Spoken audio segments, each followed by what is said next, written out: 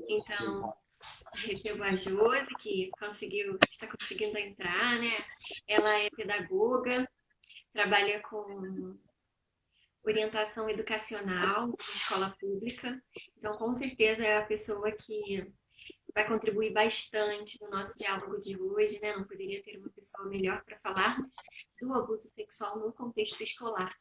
Então, já te dou as boas-vindas, Josi. Gostaria que você se Olá, apresentasse. Monique. Tudo bem? Tudo bem? Desculpa aí meu início atrapalhado, mas com Estamos essas tecnologias. todas aprendendo a lidar com essas questões de tecnologia. Aos pouquinhos vamos nos apropriando mais, né? O importante é que você está aqui, que estamos conseguindo nos falar, não é verdade? É verdade. Obrigada pelo convite da Reconciliar-se. Eu já me sinto parte, né, dessa equipe, desse projeto maravilhoso que procura formar para a prevenção, né, de contra abusos, né, contra crianças. Isso é muito importante na realidade que a gente vive hoje. Com certeza.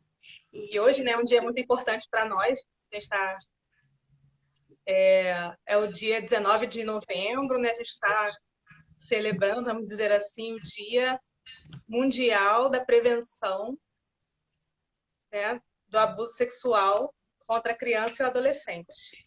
Foi por isso que a gente escolheu essa data, né, Monique, para fazer essa live. Não foi por acaso. exatamente. Para a gente, todo dia é dia de prevenção, mas nós não podemos deixar passar esses dias que são dias emblemáticos, onde muitas pessoas param para pensar sobre o que realmente é o abuso e como ele afeta a realidade de tantas vidas, de tantas famílias. E eu penso que para a gente conseguir, né, entrar no tema, contextualizar melhor, seria interessante nós nos apropriarmos um pouquinho das estatísticas, compreender como que, de fato, o abuso ele acomete a nossa sociedade. Né? Então, existem estimativas que sugerem que uma em cada quatro meninas, né, e um em cada seis meninos experimentaram de alguma forma o abuso sexual na infância. E aí a gente precisa ir, né, desbravando o tema para conseguir compreender melhor, né? Aqui fala, né, de que de alguma maneira sofreram o abuso na fase da infância. Então é importante nós conhecermos, né, quais são as formas de abuso, e nós vamos conseguir falar de maneira não tão profunda, mas vamos apresentar de maneira assim que seja um pouco mais clara, né, para que as pessoas que não conhecem, que não estão familiarizadas com o tema, consigam compreender um pouquinho melhor.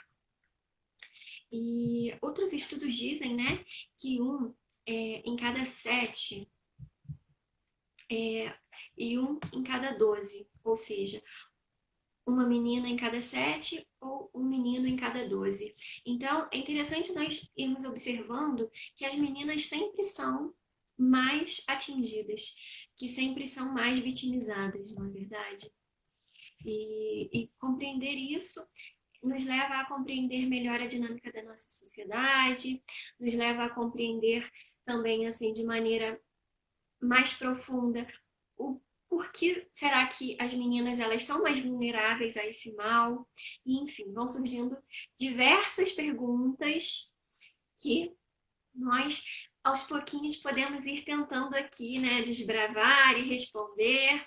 Temos poucos minutos, temos que tomar cuidado, que senão o Instagram nos derruba, mas vamos tentando ir respondendo.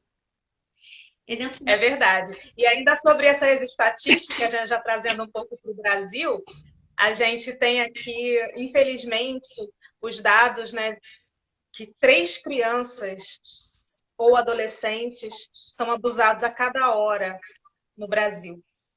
Então, nessa hora, né, nesse momento que a gente está fazendo essa live, infelizmente podem haver 3 crianças ou adolescentes sendo abusados sexualmente.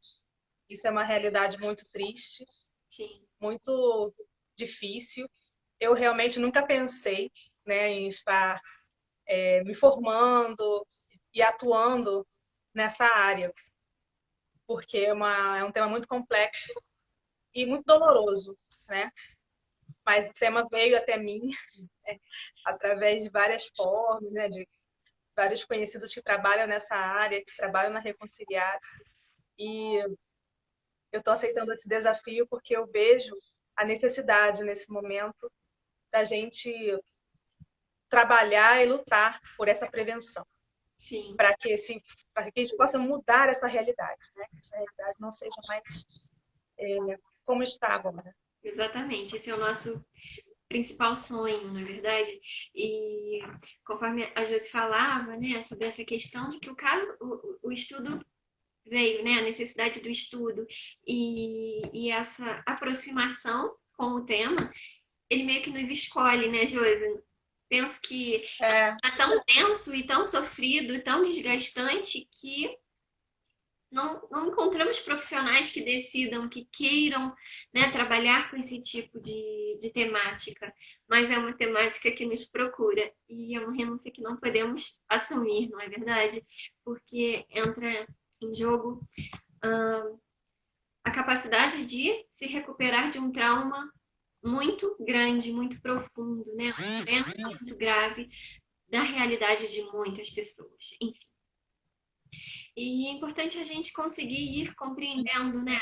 Cada vez mais, ir se aprofundando, ir conseguindo compreender de maneira mais extensa.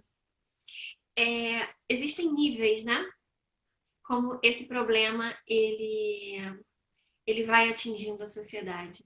E aí a gente podia falar um pouquinho sobre esses três níveis, né, Júlia? O que que você acha?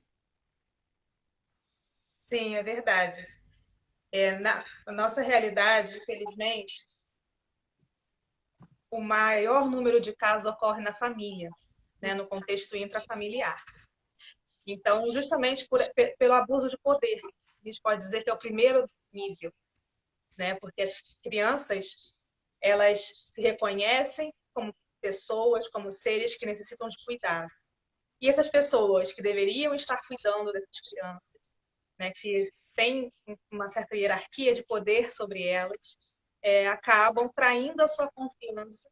Já seria o segundo nível, né, a traição da confiança dessa criança, invadindo a sua privacidade, invadindo a sua intimidade, até chegar ao ponto, muitas vezes, de um abuso sexual. Essa invasão já é considerada, né, um abuso sexual. Não precisa o ato chegar à penetração para ser considerado um abuso sexual. Sim, E muitas pessoas, infelizmente, não têm consciência disso.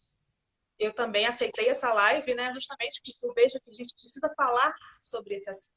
Esse assunto não é muito discutido, não é muito divulgado, não é muito falado. Então, a gente tem muitas vezes tabu, muitas vezes medo. Isso pode cair no terceiro nível, que é a questão do mau uso da sexualidade, que é quando a gente, né, vê a sexualidade como um tabu, ou apenas relacionada ao sexo, a questão genital, e não é somente isso. A sexualidade abrange todo ser humano, né, é uma questão mais integral, mais ampla, que está relacionada ao corpo, mas também aos sentimentos, às emoções. E a gente vai falar um pouquinho mais sobre isso, não é verdade, é verdade, com certeza. Monique? Dentro do campo da psicologia, né, nós vamos estudando o quanto traumático para uma criança que sofre o abuso dentro do contexto intrafamiliar, né, que acontecem, na verdade, a maior incidência de abusos sexuais acontecem no contexto intrafamiliar. Então, é isso que a Josi já relatou, né? Aquela pessoa que mais poderia, deveria cuidar, proteger, velar pelo bem-estar daquela criança, muitas das vezes até já um adolescente, é a pessoa que perpetra o abuso. E esse tipo de abuso, ele é muito mais danoso no sentido psicológico por conta disso, né? A pessoa cria uma dificuldade de se relacionar dali por diante muito grande, porque ela não consegue se perceber sendo capaz de ser protegida, de ser cuidada, ela não consegue estabelecer laços de confiança ao longo da sua vida. Então, são situações onde ela passa a viver, né? Ela passa a viver a vida de maneira sempre muito insegura e, enfim, são essas marcas, né? Conforme eu falei, são, a pessoa consegue perceber o quão importante é ser cuidado, ser protegido, mas não consegue se abrir a um relacionamento onde ela tenha essa reciprocidade, né? Ela não consegue, e muitas vezes, até quando ela já se desenvolve, já é adulta, tem filhos, não consegue também cuidar dos filhos com o zelo que ela enxerga que ela deveria cuidar. Ou então, né, de maneira avessa, com os filhos ela se torna uma pessoa mega super protetora. Então, aí são sinais que a gente, né, identifica na pessoa que sofreu abuso sexual no contexto intrafamiliar dentro de casa. Então, eu quis abrir esse parêntese para a gente ressaltar, né, o quão danoso ele é. E agora a gente está nesse período de pandemia, né, Josi? E as pessoas sendo orientadas a não sair de suas casas, ou então a sair somente para o essencial, a não levar as crianças para ambiente nenhum, nem mercado. E isso traz uma série de um, incômodos para a gente que trabalha com essa área, que consegue compreender, né, o como que o abuso ele acontece em maior incidência no contexto intrafamiliar e gera em nós uma inquietação, gera em nós uma angústia, né? E aí nós temos Uma preocupação também, né? nós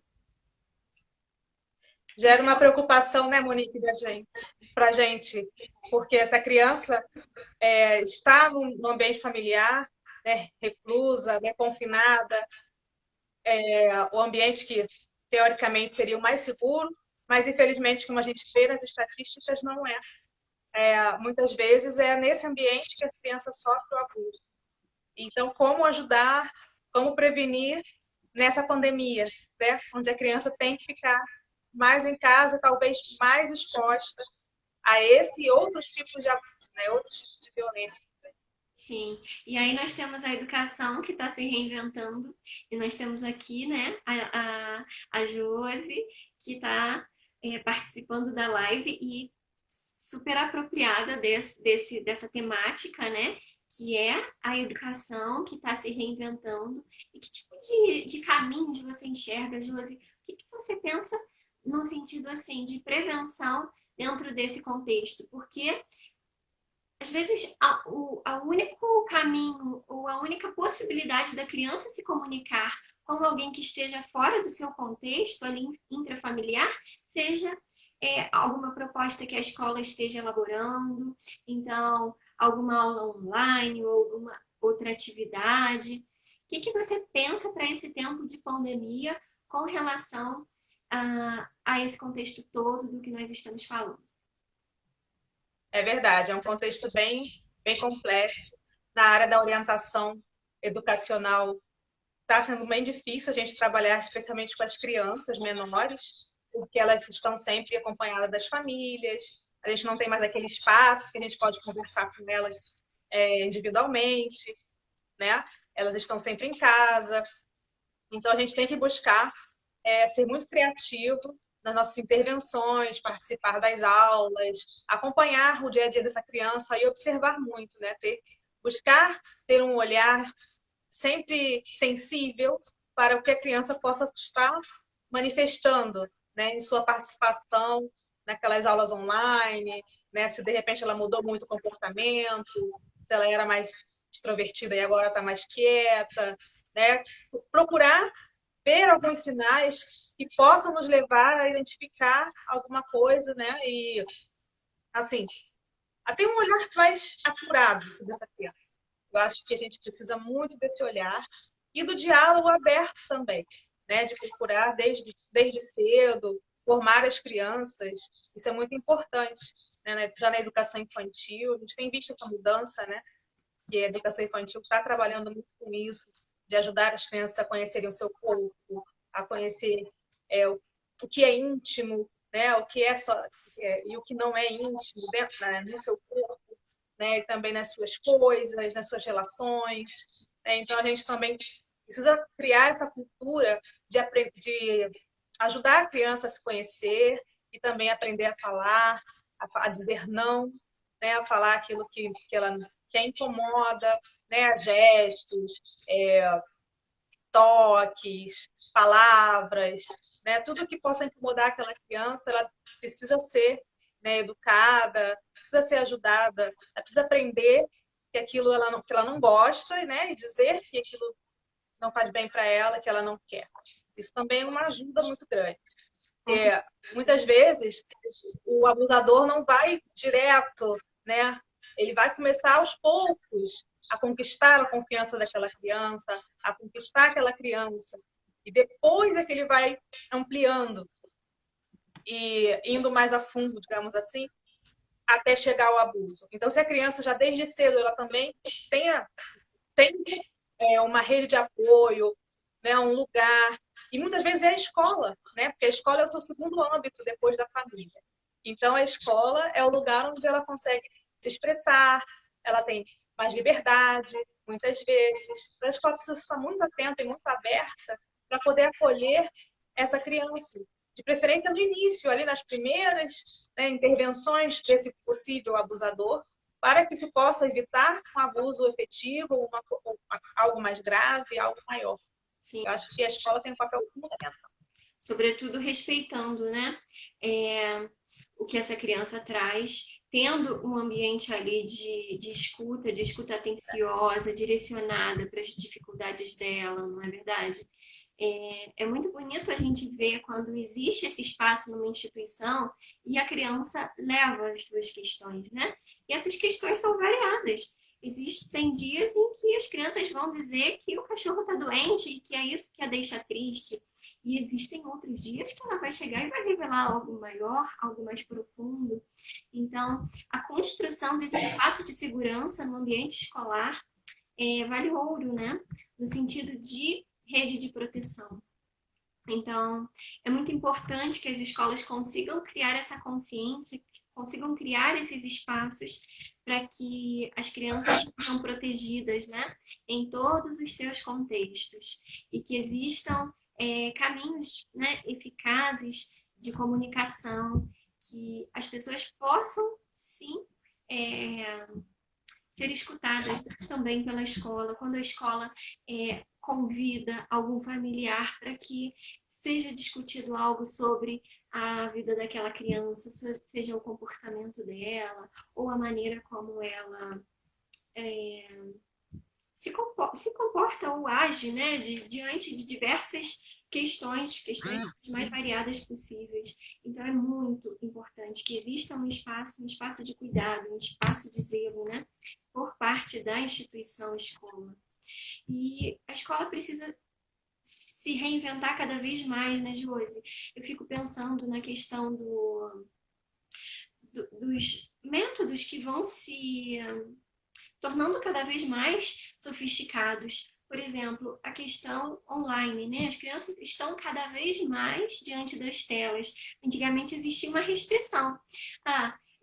Só pode ficar utilizando telas ou internet por no máximo 2 horas. Né? Eu identificava isso de maneira assim, muito ampla no contexto das famílias que eu acompanho mais de perto.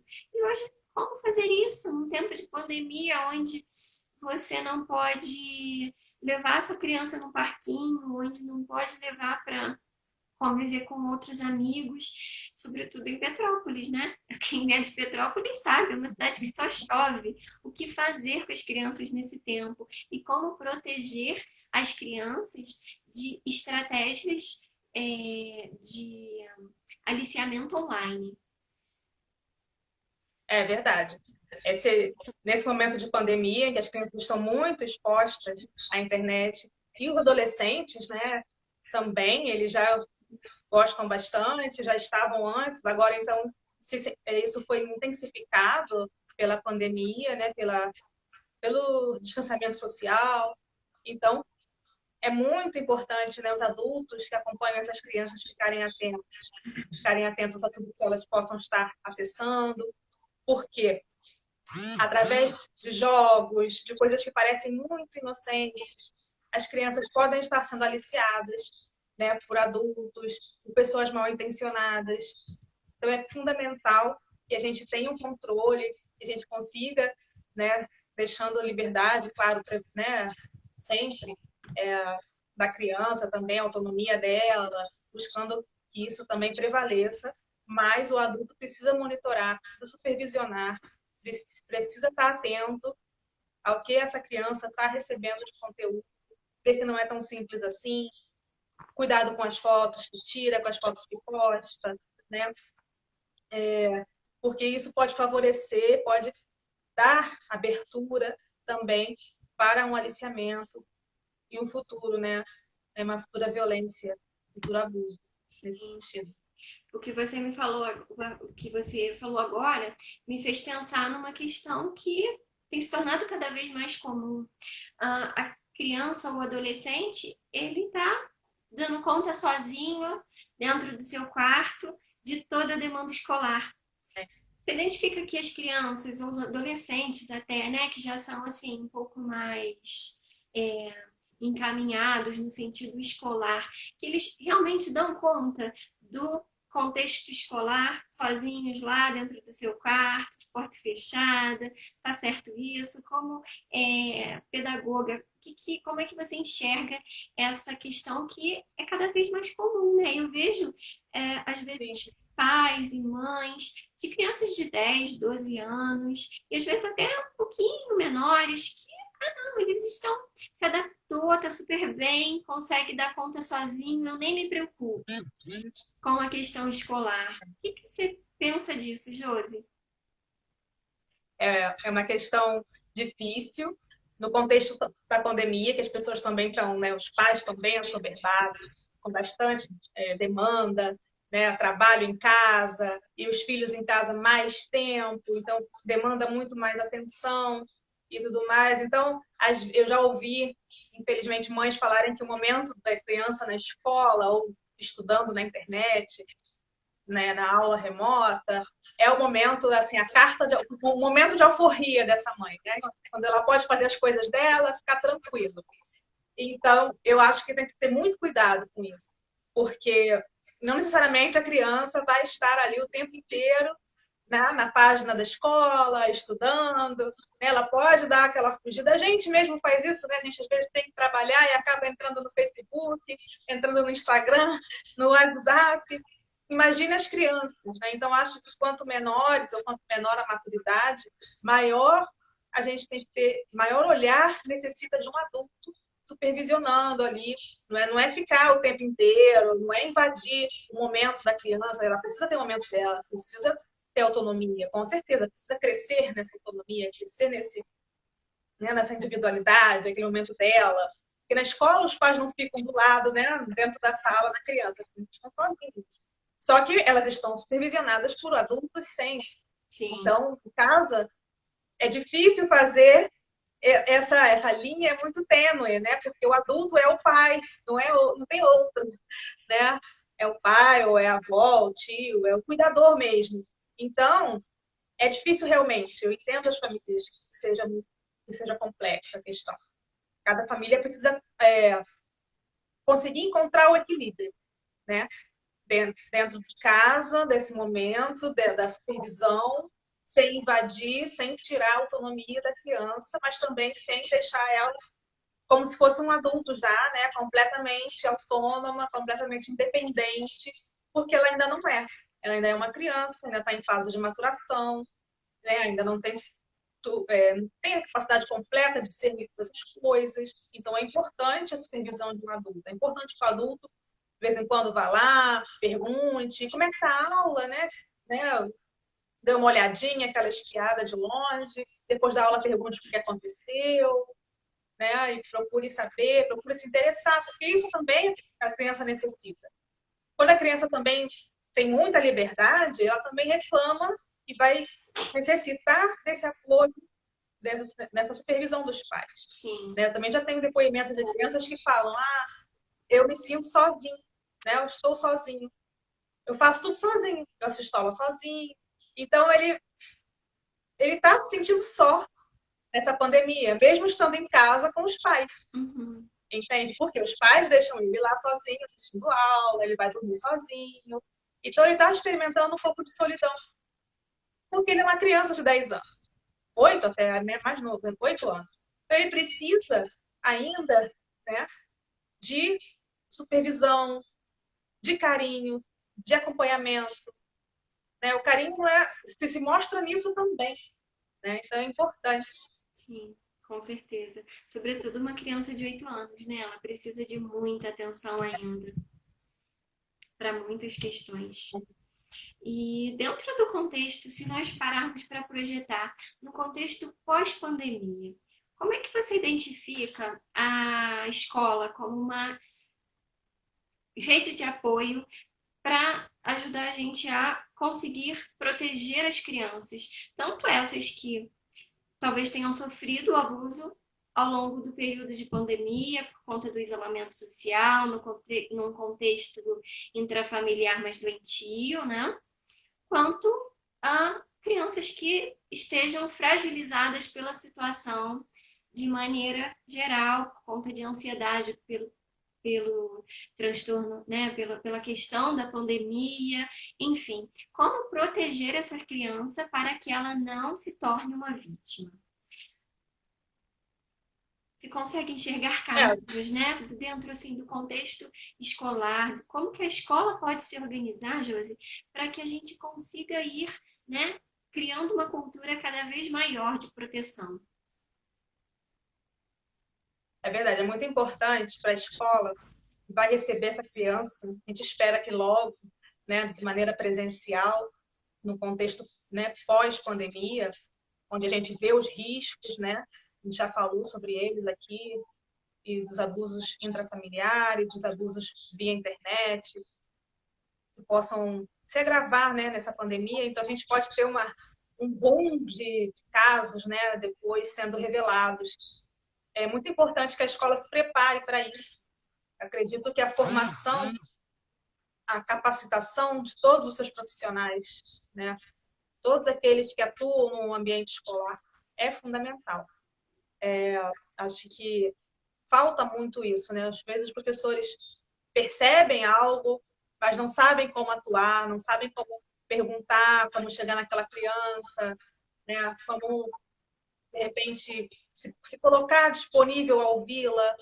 E se escuta alguma coisa, né, se recebe uma revelação de alguma criança ou adolescente, o professor não sabe também, muitas vezes, o que fazer com aquilo, né? Sim. A quem recorrer, como atuar, o que eu vou fazer agora, se sente muito responsável. E muitas vezes o caminho é levar, né, a questão ao conselho tutelar, que infelizmente também nem sempre tem uma base, né, formativa, uma eficácia, um cuidado naquele trato. Né? Então, são várias questões que precisam ser conversadas na escola. Eu acho que a escola precisa conversar mais sobre isso. Né? Precisamos todos falar mais sobre isso, principalmente a escola. Porque a gente já falou aqui, né, da importância da escola na formação do indivíduo, né, de como a criança pode pode falar ali, pode se expressar, pode ter liberdade para contar alguma coisa, alguma questão. Então, acredito que na pós-pandemia a escola vai precisar enfrentar esse desafio, né? De se fortalecer formativamente, de conhecer, de dar a conhecer, de falar sobre o assunto abertamente, né? Sem tabus. Isso é muito importante. Eu só vou abrir um parêntese do assunto anterior. A Marilia, ela escreveu assim nos comentários: aqui em casa, mesmo no contexto de pandemia, eu continuo a colocar horário para o meu filho ficar nas telas. Um cronograma com horários que engloba o dia inteiro. Eu incluo meu filho nas atividades do lar e assim está sempre por perto. Ele adora ajudar no fazer culinário. Então, olha só que ideia bonita, criativa, agregadora, né, para que ela consiga proteger o filho. Então, ela está limitando o uso de telas, ela está ensinando ele a contribuir na dinâmica da família.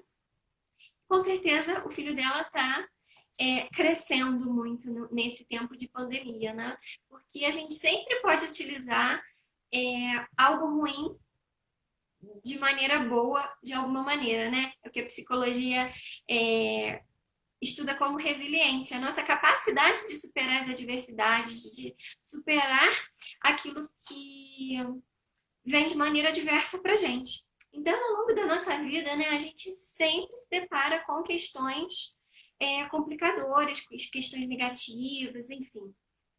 Mas existe sempre. Ela mesma no final, a Mary mesmo no final, ela fala assim: há vídeos que estão usando personagens de desenho infantil e animes com conteúdo impróprio e ensinando conteúdo sexual para as crianças. Temos que ficar muito atentos. Pois é, infelizmente. Então, obrigada, Mary, pela sua contribuição. Foi muito boa, né? Muito pertinente aqui para o nosso tema.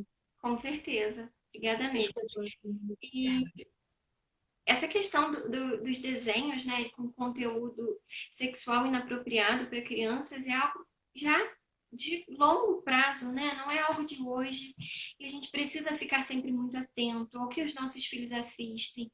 E eu penso, né? Eu tenho uma filha de 3 aninhos. Eu penso que a gente precisa se preocupar não só se está assistindo uma coisa muito ruim, mas também se aquele tempo que a gente permite que esteja na tela seja algo agregador para a vida. No sentido de que existem lá desenhos que são brincadeirinhas, tipo, é tudo muito colorido, é tudo muito para rir, né? Mas que não traz valor nenhum, não agrega nada.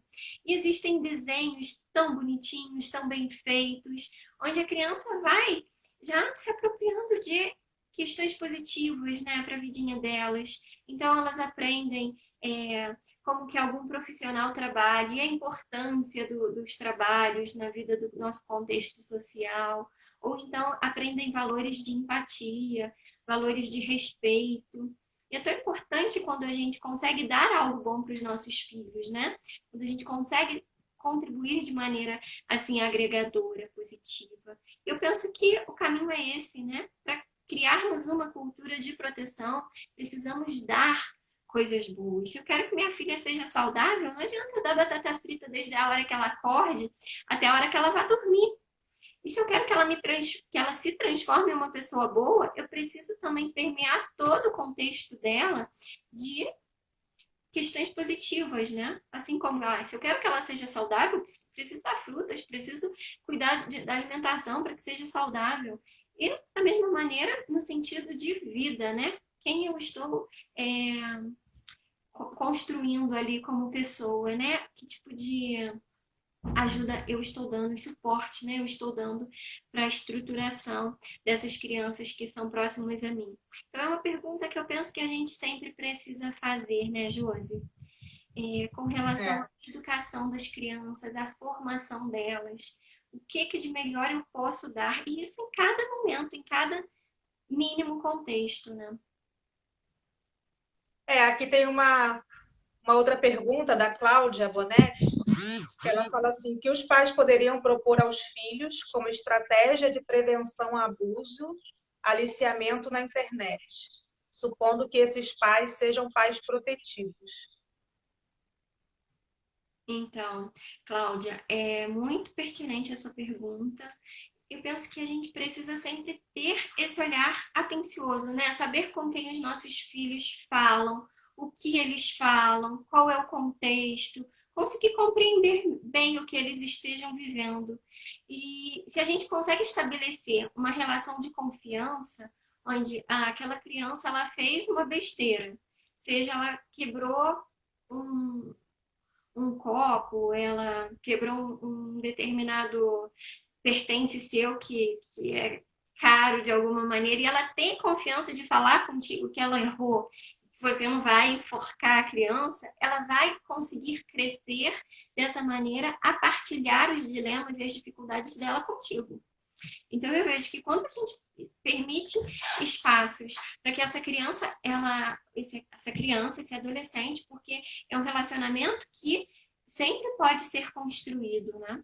Quando ele tem liberdade para crescer, confiando em você, ele vai partilhar demandas assim, né? Olha, determinada pessoa me escreveu assim e me pediu uma foto. Há um tempo atrás teve aí um grupo de aliciadores que escrevia para crianças e convidava elas para participar de um concurso de fotografia. E aí a criança ficava super animada, porque ela ia ter a oportunidade de ficar famosa, né? Para muitas crianças isso é muito rico, é muito válido. E a coisa era conduzida de maneira que essa criança não podia contar nem para o pai nem para a mãe. E uma criança, ela se incomodou com isso. Por que que eu não posso contar? Se é algo bom, por que que eu não posso contar nem para o meu pai nem para a minha mãe? Então, é dentro desse contexto que eu penso que a gente precisa ir caminhando para construir esse ambiente de proteção. Né? Primeiro, fazendo com que os relacionamentos sejam construídos de maneira que essa criança, que esse adolescente se sinta seguro para falar, inclusive coisas ruins com você. E aí, a partir do momento em que ele for te trazendo questões, você vai com certeza conseguir compreender, né? Olha, mas por que te pediram foto? Será por quê? Será que querem esse tipo de foto? E aí você vai conseguindo conduzir com essa criança, né?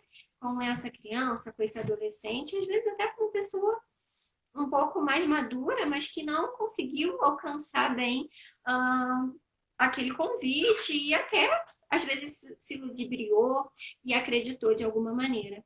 Então aí a gente vai conseguindo ir conversando e racionalizando aquele contexto, sempre em muita parceria, né? Sem essa questão da hierarquia disfuncional, no sentido de que eu é que sou a mãe, você tem que me obedecer porque só eu que mando, só eu que sei de tudo. Isso é sempre muito disfuncional, né? É verdade. E o aliciamento, especialmente pela internet, é sempre muito sutil. Sim. Então é difícil a gente dar uma estratégia para a própria criança ou adolescente conseguir, né, ver, perceber que está sendo aliciado. Né? É sempre muito sutil. A gente mesmo, como adulto, muitas vezes não percebe, até que chegue aos fatos, né, mais graves. Então é importante a gente ficar atento. Né? Uma estratégia, algo novo, né? Ajudar a falar para a criança sempre, se aparecer um jogo novo antes de você entrar, me avisa para eu dar uma olhada, me mostra. Se estiver pedindo alguns desafios mais, né, difíceis, você também me fala, para ver se é uma coisa legal mesmo, se você, né, não vai se prejudicar ao cumprir esses desafios. Muitos jogos têm essa questão de desafios. Exatamente. E aí vai avançando, né, até coisas mais sérias. Então, eu acho que por esse lado, e essa questão que você falava, né, da conversa, né? Sempre você está próximo do seu filho, sabendo o que ele faz, sabendo o que ele joga, o que ele gosta, por interesse mesmo, né? Por conhecê-lo, por acompanhá-lo, né? E por aí você já vai, se surgir algo assim, você vai com certeza descobrir, né? Vai junto com ele até, vai saber o que está acontecendo. Você está ali acompanhando, de repente você até joga junto, você sabe o jogo que ele gosta, né? Você que está ali vendo, ai, que legal esse jogo, filho, que bom, não sei o quê. Entende? Conversando, né? Com muita naturalidade, porque também não trata a gente agora ser como policiais, né? Das nossas crianças, dos nossos filhos, achando que tudo que tem na internet, tudo que está à sua volta pode trazer um dano. Isso também não é uma boa atitude, não é legal, né? Não é uma atitude tranquila para a gente viver. Né? A gente tem que saber, né, saber dosar também essa preocupação e essa nossa observação. Né? Nem tudo é ruim, né? Com atitudes e comportamentos sempre muito bem temperados, né? Nem a menos, nem faltando e nem sobrando, porque senão, de fato, é muito fácil surtar e a gente pira e aí não dá conta dessas questões todas, desses dilemas sociais que a gente enfrenta e se depara, na verdade, e aí a gente acaba não conseguindo proteger. Então, esse último tópico aí que se tocou é bastante pertinente também. É verdade. Outra coisa bastante interessante. Ah, fala, Monique, você ia falar alguma coisa? É que eu tô com medo de nós cairmos. Eu acho que a gente precisa começar a fechar um pouco para que a gente não fique aqui com a live pela Ah, metade. meia hora. Ah, é verdade. Sim. Então, é A gente precisa importante, né? fechar, deixar estar aberto para perguntas, E mais comentários, né, que vocês queiram fazer. A gente está olhando aqui, tá? Eu estou olhando aqui nos comentários. Mas, sobretudo, uma questão assim que eu gostaria de colocar aqui como último ponto, né? Que esse relacionamento, esse conseguir se relacionar bem com as crianças, com os adolescentes e gerar esse ambiente onde eles consigam enxergar um certo poder, né? A criança, ela pode decidir não dar um beijo naquele tio, que às vezes é mais pegajoso, que quer pegar, quer agarrar, quer, né? Por quê? Porque ela pode não querer dar um beijo, ela pode não querer dar um abraço em determinada pessoa. O que a gente precisa ensinar é que eles tenham respeito, que eles sejam educados com as pessoas, mas nós não podemos, né? É, mesmo diante de diferentes contextos, forçar que essa criança tenha algum relacionamento mais físico que ela não queira. Então, é muito importante que a gente possa ir dando a liberdade para as crianças decidirem também aquilo que não faz bem, aquele carinho que elas não querem, ou que elas não estejam prontas naquele momento. Às vezes é um tio tão distante que só vê lá no Natal, não é verdade? E porque às vezes na cabecinha dela nem conhece mesmo aquela pessoa. E o importante é que a gente consiga, né, educar bem, que sejam respeitosos. E esse respeito a gente ensina a criança a ter também como da maneira como a gente as respeita. Então, se eu a respeito, se eu respeito o fato de ela não querer, né, aquele contato, ela vai se sentir sendo respeitosa nesse sentido, vai conseguir compreender o que eu falo, e por aí adiante, na verdade. Existem diversas estratégias que a gente pode trabalhar com as crianças. Por exemplo, estratégias de autorregulação emocional, explicar, né? Às vezes já falou um pouquinho, de que as crianças conheçam as partes do corpo, mas que as crianças também conheçam as suas próprias emoções e que consigam nomear aquilo que sentem, aquilo que estejam vivendo. Então, são questões que são muito simples, muito. Não vou dizer que sejam fáceis, né? Educar emocionalmente, mas é super possível. À medida em que nós temos respeito para aquilo que ela esteja vivendo, né, para com aquilo que ela esteja vivendo, ela vai conseguir, né, ter esse olhar empático, vai conseguir ter essa maneira de ver, de se posicionar, né? Enfim, são questões assim bem bem interessantes para que a gente possa ir refletindo, né? É verdade. E esse respeito não significa, como você falou, de repente, um contato físico, um carinho a mais. É o respeito, né? Basta a criança dizer bom dia, boa tarde, oi, obrigada, né? As palavras mágicas que a gente fala para as crianças. Não precisa ela dar beijo, não precisa ela abraçar se ela não quiser. Então é importante também fazer essa diferença, né? Quanto ao respeito, à educação que a criança pode transmitir para outras pessoas, né? A gente aqui no chat tem uma pergunta da Luzia. Ela pergunta se a gente tem algum material, né, que possam disponibilizar para crianças como orientação para a prevenção do abuso. Isso é bem interessante, Luzia. A gente precisa desses materiais, né? Não Sim, sei se a Monique já tem alguma coisa na Reconciliar, se existe estão pensando para o futuro. Tem alguns livrinhos, eu posso depois compartilhar. Agora eu não tenho assim tão de cor, né? Mas existe um material que o primeiro livrinho desse foi bastante interessante, que é Pipo e Fifi, o nome do livro, e que ele ensina as crianças a nomear, né, as partes do corpo. Eu acho que bastante instrutivo. Então, ele, inclusive, hoje em dia já pode ser comprado encadernado, antigamente ele era só online. Existem outras estratégias também que nós podemos utilizar, né? Existem, para nós, né, a Luzia, sei que é psicóloga, existem materiais de consultório, que depois a gente pode trocar figurinhas, eu posso te mandar, que são bastante interessantes. Por exemplo, ter uma casinha de boneca, né? Isso quando a gente está tratando, né, do assunto dentro do consultório, a família sexualizada. Existem livros que também vão norteando bastante o processo nesse sentido. Por exemplo, existe um que ele se chama assim, Raiva em Ser Molestado. E ele, inclusive, ele traz um jogo que a gente vai brincando com a criança para que ela consiga compreender a, a emoção que ela vive quando ela sofre esse dano, né? Quando ela sofre esse abuso.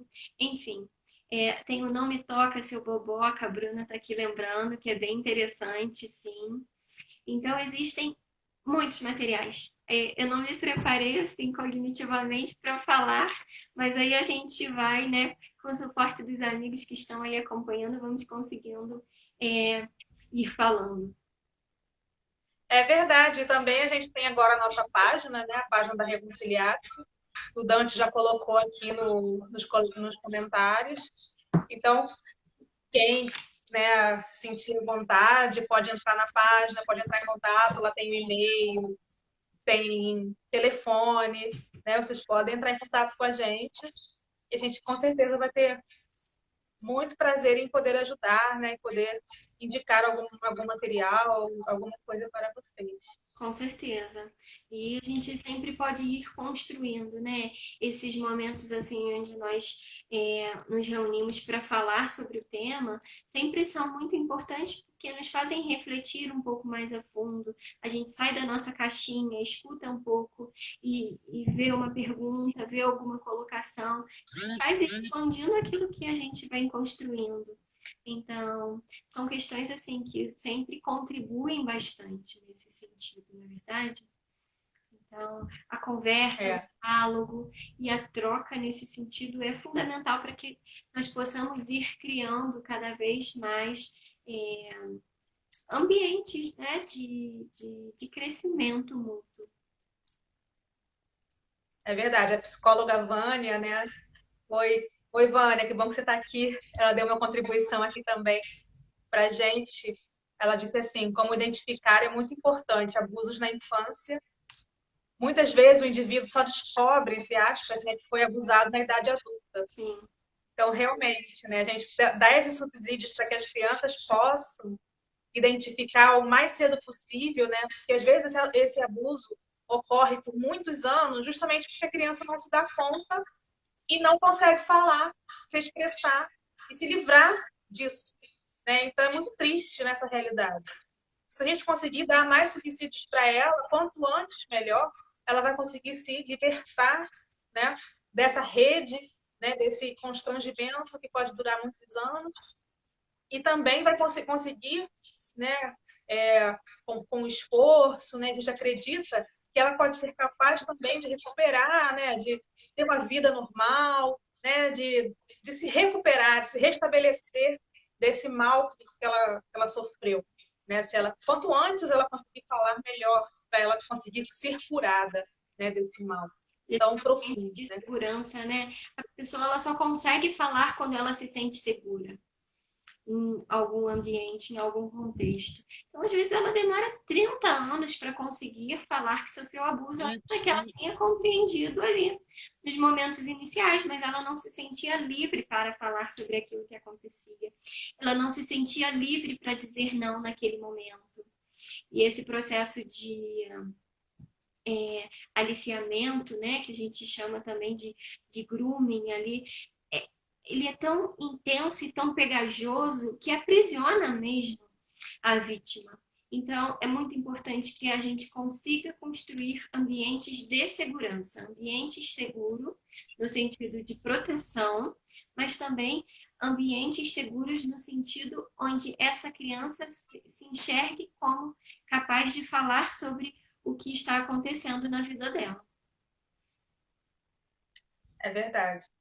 Também está sendo compartilhado aqui nos nossos comentários, a nossa página, né, no YouTube, Uhum. o pessoal poder seguir, né, ativar as notificações lá no YouTube. A live vai ser colocada lá, então vão poder rever, quem não viu tudo, poder ver desde o começo, né? E também saber as novidades, né, através desse canal que é o YouTube. Alguém aqui está perguntando se a live vai ficar salva. Nós pretendemos salvar sim, se não tivermos dificuldade técnica nenhuma, iremos salvar, iremos colocar no nosso canal de YouTube. Então, quem ainda não viu, temos poucos, mas temos alguns vídeos lá que são interessantes, sempre nessa temática, pelo menos a maioria, né? Na temática do abuso sexual, não todos, mas sempre válido para que a gente possa ir se apropriando, conhecendo mais sobre o tema e ir, né, desbravando essa cultura de proteção na nossa sociedade.